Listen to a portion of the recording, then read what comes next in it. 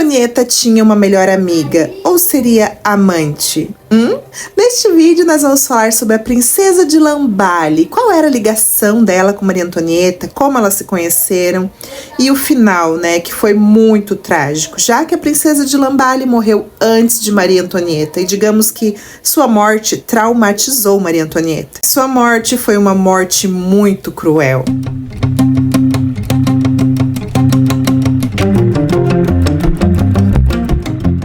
Olá, curiosos, tudo bem com vocês? Sejam bem-vindos a mais um vídeo e neste vídeo nós vamos falar sobre ela. Maria Luísa de Saboia nasceu em 8 de setembro de 1749. Ela que viria a ser a princesa de Lamballe. Vinha de uma família nobre italiana, seu pai um príncipe, Luís Vitor de Saboia. Sua mãe, princesa Cristina Henrietta de Hesse-Rotenburg. Como sempre, toda vez, os casamentos das princesas eram arranjados e não foi diferente com ela, que aos 17 anos se casa com um príncipe, Luís Alexandre de Lamballe, herdeiro de uma das maiores fortunas da França. Mas veja só como esse casamento durou pouco. Um ano depois, seu marido morre, deixando ela viúva e extremamente rica. Quão triste ela deve ter ficado, não é mesmo? Acredito que não deu nem tempo dela se apaixonar pelo marido. Maria Luísa se tornaria melhor amiga, a mais leal de Maria Antonieta, mas como elas se conheceram? Em 1770, Maria Antonieta chegou à França, isolada, tímida,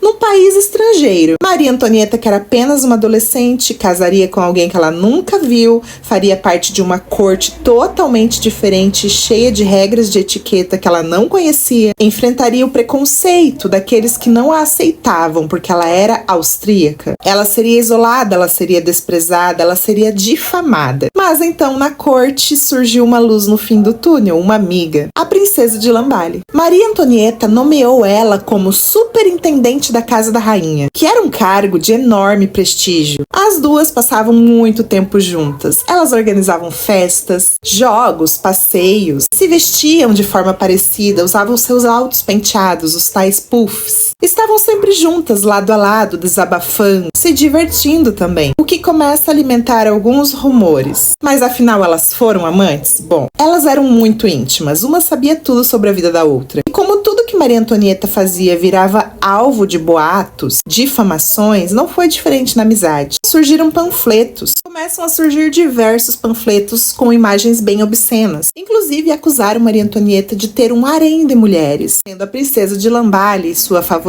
Houve realmente um romance? Bom, muitos historiadores dizem que não, que isso foram apenas especulações, enquanto outros defendem que em uma corte cheia de intrigas, incluindo o tédio de Maria Antonieta, já que seu marido não dava muita bola para ela também, foram 7 anos para ela conseguir ter um herdeiro. Então muitos acreditam que sim, tudo é possível, mas somente as paredes de Versalhes sabem a verdade. Mas o que você acha? Elas tiveram um caso romântico ou foi apenas amizade? Mas então vem a queda de Bastilha, a prisão da família real. Com a Revolução Francesa em 1789, a monarquia começa a desmoronar e junto com ela, todos aqueles que também eram próximos dos monarcas. Muitos nobres fugiram, mas a princesa de Lamballe não. Ela permaneceu fiel à rainha. Em outubro de 1789, a família real foi presa no Palácio de Tulherias. Ali eles viviam em constante vigilância. A princesa de Lamballe não estava presa, mas visitava Maria Antonieta com frequência, que era bem perigoso, na verdade. Em junho de 1791, após a tentativa de fuga de Variniz, a vigilância ficou ainda mais rígida. A violência revolucionária começa a aumentar de modo assim estrondoso. E por conta disso, os nobres não estavam querendo ficar ali, eles fugiram, porque podia sobrar para eles uma hora ou outra. Por um breve período, a princesa de Lamballe foi para a Inglaterra para tentar apoio, inclusive a pedido da própria Maria Antonieta, mas voltou, mesmo sabendo que poderia ser presa a qualquer momento. Então, em 10 de agosto de 1792, a monarquia cai completamente. A família real é transferida para a Torre do Templo, uma prisão bem fortificada. A princesa de Lamballe também foi presa, mas separada. A prisão de La Force. Em setembro de 1792, começou um grande massacre. Foi horrível, foi devastador e foi sangrento. Lamballe foi levada a um julgamento. E nesse julgamento ela foi condenada à morte. E aí que a história de terror começa. Ela foi brutalmente assassinada. Aquela multidão estava enfurecida, eles queriam acabar com a raça de Lamballe. E mesmo ela estando morta, não seria suficiente para eles. Eles queriam destruir seu corpo, sua imagem. Ela foi espancada, ela foi esfaqueada. E por último, ela foi decapitada. Depois de ser decapitada, então, veio um desfile sombrio, porque empalaram sua cabeça em uma lança e começaram a desfilar com sua cabeça pelas ruas. Ela era exibida como um troféu.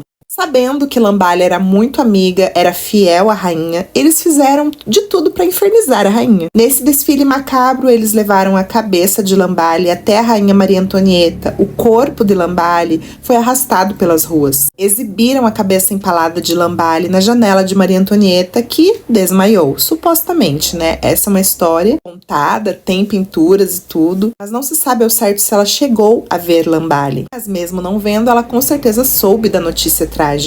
O que aconteceu com o corpo dela, o cadáver? Bom, a morte dela foi tão horrível quanto o tratamento dado ao seu corpo após a morte. A execução e mutilação teria sido apenas o começo. Relatos da época descrevem que seu coração foi arrancado de seu peito. Partes de suas vísceras foram arrancadas e carregadas pelas ruas. E como eu já disse, sua cabeça foi exibida como um troféu. Revolucionários teriam dançado em volta de seu corpo mutilado, cantando canções obscenas sobre Maria Antonieta. Depois de toda essa barbárie, essa cena horripilante que com certeza crianças assistiram, famílias inteiras, participaram inclusive desse momento horrível e tenebroso, seus pedaços foram jogados em uma vala comum, possivelmente no cemitério de Errances, onde vítimas da Revolução Francesa eram enterradas sem identificação. Sim, seu corpo nunca foi encontrado ou identificado.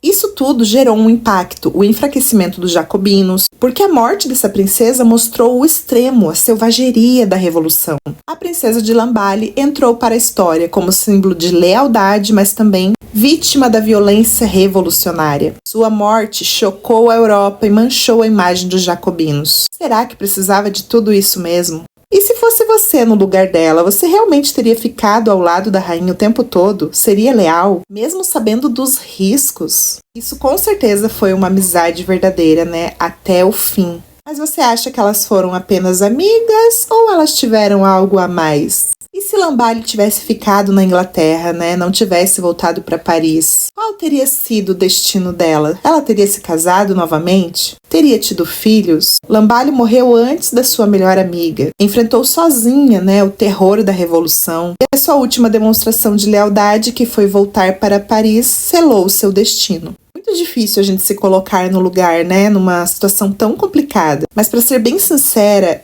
eu não sei se eu seria tão leal à rainha quanto Lamballe foi. Talvez ela não imaginasse que ela fosse perder a cabeça também, né? A gente não sabe. Bom, são muitos os questionamentos, me diz aí o que você faria.